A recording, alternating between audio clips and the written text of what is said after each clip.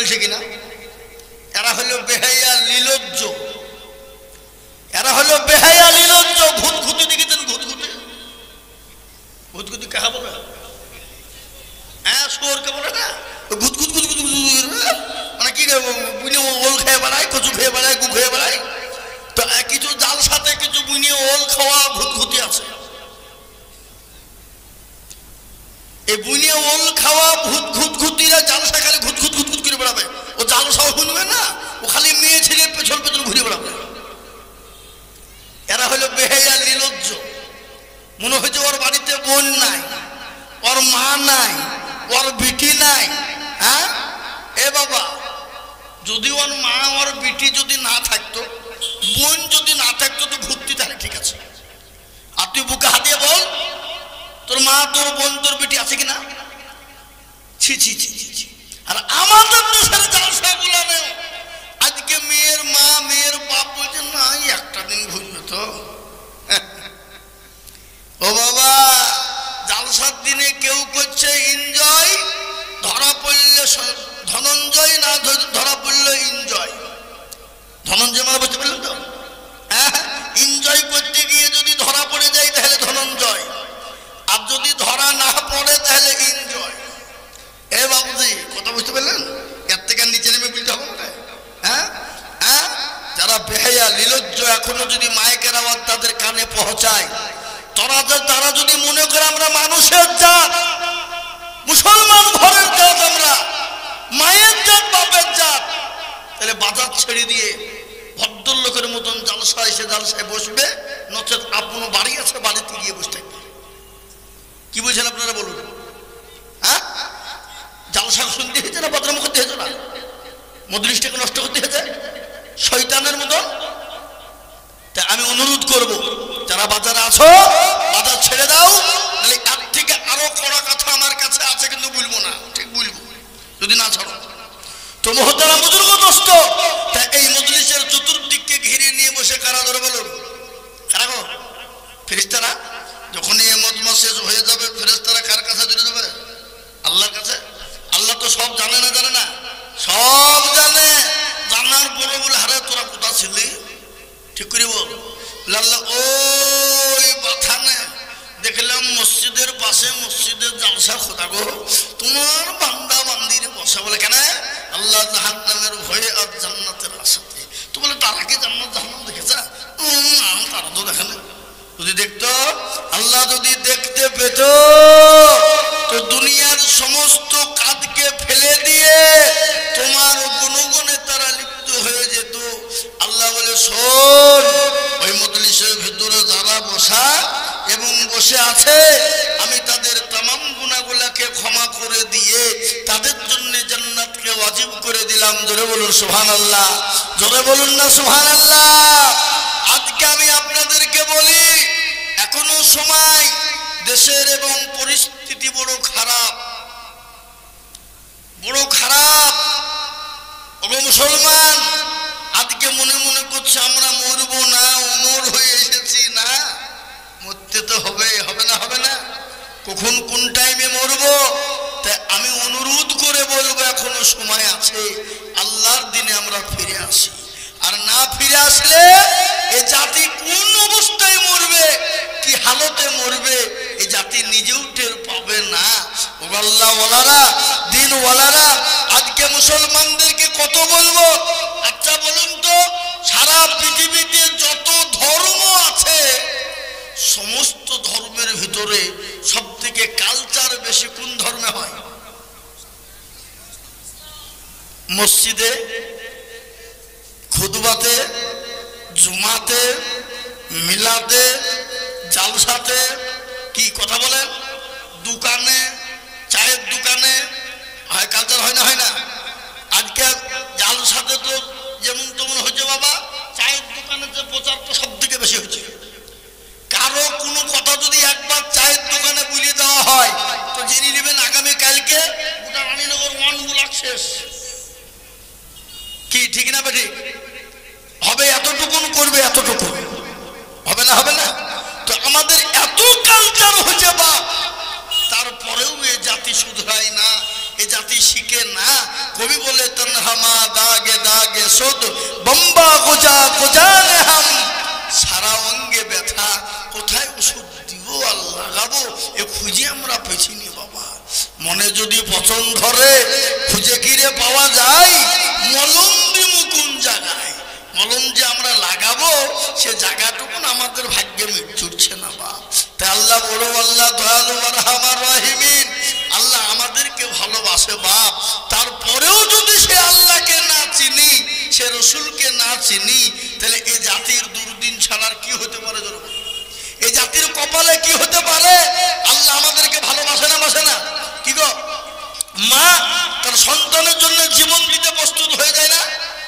পৃথিবীতে আল্লাহ এক ভাগ ভালোবাসা দিয়েছেন, এই এক ভাগ ভালোবাসার কারণে মা তার সন্তানের জন্য জীবন দিয়ে দিতে প্রস্তুত।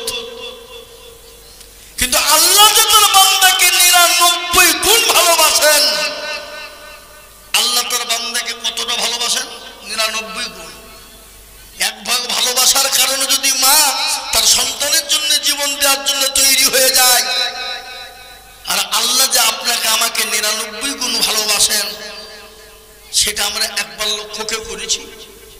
মা কতটা ভালোবাসে তার ছোট্ট নমুনা শুনলেন। একজন ছেলে, বাপের একটাই বেটা, আহা কত কষ্ট লালিত পালিত করে মানুষ করেছে বাবা। 20 বছর হয়ে গেল, ছেলের বিয়ে দিয়ে দিল, ছেলে মেয়ে বিয়ে কমপ্লিট, চাকরি হয়ে গেল, বিয়ে করে বাড়িতে চলে এলো। আসার পরে মা বাপের সঙ্গে দ্বন্দ্ব শুরু হয়ে গেল। দ্বন্দ্ব, বউ শাশুড়ির যুদ্ধ শুনেছেন না? শোনেননি আপনারা? কিন্তু আপনাদের এলাকায় হয় না? কোন ঘরে হয় না? একটু হাত দিলে বলেন দেখি। প্রায় ঘরে একটা দোষ আছে বাবা। দেখবেন মায়েরা পরের বেটির দোষ খুঁজে বের করার লেগে বসে থাকে, কিন্তু নিজের বেটি যদি হাজারো দোষ করে ওটা দোষকে দোষ মনে করে না। কিন্তু পুত্রবধূর দোষ ধরার জন্য মা বসে থাকে, শাশুড়ি। এরকম মা শাশুড়ি আছে না নাই? কথা বলেন। আবার অনেক বউ আছে, নিজের মা হলো তার কাছে একবারে কলিজার টুকরা, আর স্বামীর মাটা হলো তার কাছে মনে হচ্ছে ঘরের শত্রু। কি এরকম হয় না? হয় না? কথা বলেন। দ্বন্দ্ব বেঁধে গেল। মেয়ে বলল, শোনো, তুমি তোমার মা বাপ থেকে আলাদা হও। কেন হবে? হ্যাঁ, না হলে তোমার ভাত খাবো না। কেন? সুন্দরী আর জীবনেও পাবে না, বুঝলেন না? ও জীবনেও সুন্দরী পাবে না। তো বাবুজি ভিন্ন হয়ে গেল। 1-2 করতে করতে করতে করতে 1 বছর 2 বছর বাবুজি ভিন্ন। তারপরে বাড়ি থেকে এবার আলাদা আলাদা করে দিয়ে চলে গেল শহরে বাড়ি করো, বহরমপুর। হ্যাঁ, তারপরে বাবুজি কিছুদিন পরে চাকরি শেষ। কিছুদিন আগে আমাদের দেশে চাকরি ঘটনা হয়েছিল না, ভুয়া চাকরি। কি কথা বলছেন না? কেন ভুয়া চাকরি হয়নি? তার জন্য কত রকমের কত কায়দা, কত জনা বউ ছেড়ে দিয়ে পালিয়ে গেল, স্বামী ছেড়ে পালিয়ে গেল। ও তো চাকরি নেই, তোর কি হবে? হ্যাঁ, মুসলমান বিয়ে হয়ে গেল, চাকরি শেষ। কিছুদিন পরে শ্বশুরের টাকাতে পাঠিয়ে দিল সৌদি। সৌদি কুয়ার 1 বছর চলে গেল, 2 বছর চলে গেল, 3 বছর ইনকাম করে যত টাকা ইনকাম করে বাবা, অ্যাকাউন্ট করে রেখেছে বিবির, একটা অ্যাকাউন্ট খুলেছে বিবির নামে, টাকা অ্যাকাউন্টে বিবির অ্যাকাউন্টে পাঠিয়ে দেয় রে বাবা। 1 বছর 2 বছর 3 বছর ইনকাম হয়ে গেল। কিছুদিন পরে এমন একটা অসুখ ধরা পড়েছে, সে দেশের ডাক্তার বলছে, শোনো, তোমার এমন একটা অসুখ হয়েছে, তোমাকে দেশের কোনো ডাক্তার ভালো করতে পারবে না। কেউ কি রোগ? ছুঁয়াছে। আমাদের দেশে আগে কি বলতো? ছুঁয়াছে রোগ বলতো নাকি? হ্যাঁ, এ মুসলমান কিছুদিন আগে হয়েছিল না করোনা ভাইরাস। কারো যদি করোনা হয়েছে ওর 10 হাত দূর দিয়ে গেছে কাছে ভিড়ে নেই। কি বলছেন আপনারা বলুন, ঠিক না বে ঠিক? হ্যাঁ এ মুসলমান সোয়া যাও। ডাক্তার বলে ও ভাই তুমি ইমিডিয়েটলি তাড়াতাড়ি করে তুমি বাড়ি যাও। বাড়ি চলে তুমি ডাক্তার গিয়ে দেখো তোমার এমন অসুখ হয়েছে ভালো করার মতন আমাদের কেনে কেউ ডাক্তার নাই, আর তুমি বাঁচবা কিনা কোনো গ্যারেন্টি নাই। যাও। মুসলমান দরদি ছেলে কিন্তু চলে আসবে বাবা, চলে আসবে। ইতিমধ্যে বলছে আমি যখন বাড়ি যাব আমি আমার শাশুড়ি মা আমার শ্বশুর আমার বিবিকে চিঠি লিখি।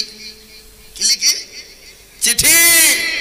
চিঠি লিখে দিয়ে বলছে বাবা ওগো শাশুড়ি মা প্রাণের বিবি শোনো আমার এমন একটা অসুখ হয়েছে ডাক্তার বলেছে বাঁচবে না। আমি তাড়াতাড়ি করে বাড়ি ফিরছি। চিঠিতে লিখে দিয়েছে। চিঠি গেল পড়ার পরে শ্বশুর শাশুড়ি শিক্ষিত বাণীর জ্ঞানী গুণী মানুষ সম্মানী ব্যক্তি বাবুরে আমার চিঠির উত্তর দিয়ে বলছে বেটা ও বাবা জামাই তুমি যখন বাড়ি ফিরবে আমার জন্য দামি দামি কিছু জিনিস কিনে আনবে। শাশুড়ি বলে বাবা তুমি যখন ফিরবে আমার জন্য দামি জিনিস কিনবে। বিবিও তার নিজের মতন করে চিঠিতে লিখে পাঠিয়ে দিয়েছে বাবা। চিঠিখানা চলে পৌঁছে গেল।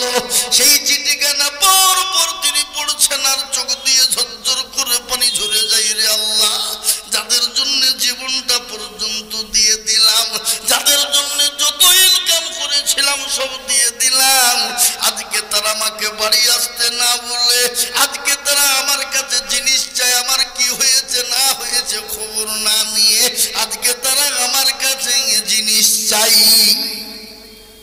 ছেলের হঠাৎ মনে হয়ে গেল মা বাপের সঙ্গে আজকে দীর্ঘ 5-6 বছর কোনো কথা নাই বার্তারা নাই। জানি না তারা বেঁচে আছে কি না বেঁচে আছে, তারা মরে গেছে নাকি খোঁজ নাই খবর নাই। চিঠিখানা লিখে দিয়ে বলছে আমার আব্বাজান প্রাণের মা ওগো জননী আমি তো বড় অসুস্থ হয়ে গেছি, আমি বাঁচবো